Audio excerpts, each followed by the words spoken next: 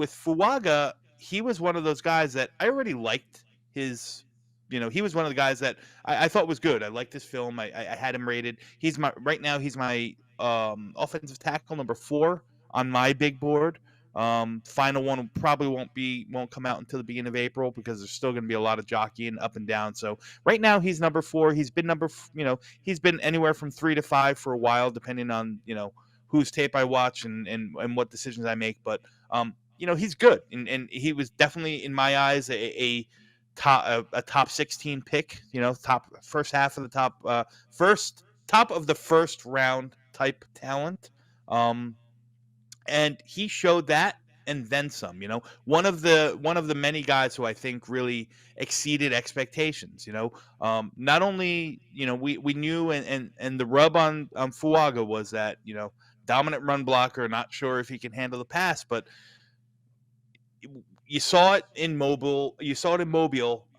He, I think, proved or kind of shooed away some of those questions that a lot of scouts and NFL personnel alike had about his pass protection. Listen, if you're not familiar with the Senior Bowl, the majority of it, the real meat and potatoes of it is all one-on-one drills. Think about when you played football as a kid and your coach would line you up against little Johnny and you'd lay down on your backs in that Oklahoma drill and whoever get up and one of you guys got to tackle, so on and so forth. This is the type of stuff that they're doing. They're putting these guys on an island. Okay, they got Fuaga up here and they got an edge rusher up here, and you beat the edge rusher one-on-one. And that's what makes up the majority of these practices. Not the majority of them, but that's what draws the most attention. And, I'm not going to say Fuaga was perfect because he wasn't. But there was definitely some dominant reps. What he showed me, and we knew how physical of a run blocker he was. That's what he showed on film all year long. His run blocking is top 3, top 5 in the nation at the position. And he's a mover of people. He's got that nastiness to him. He finishes his blocks, but he can literally displace the biggest human beings from where they are to where he wants them to go. I questioned, and I'm being honest, in my assessment, in my scouting report of him, is I questioned because although he's large and he is a large human being, he doesn't play long.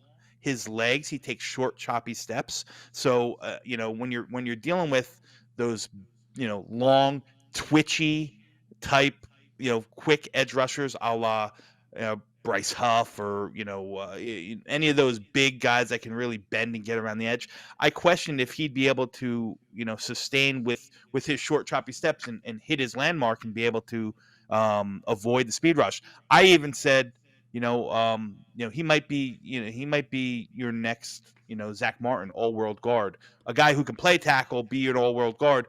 Not comparing their games, but similar to what we have in AVT. I think that I thought that was gonna be it, but you know what? He showed that he stood up against some of the best rushers. I mean, he handled Leatu Latu, who is arguably the best pass rusher. He was the best pass rusher in Mobile, arguably the best pass rusher in the nation, draft eligible.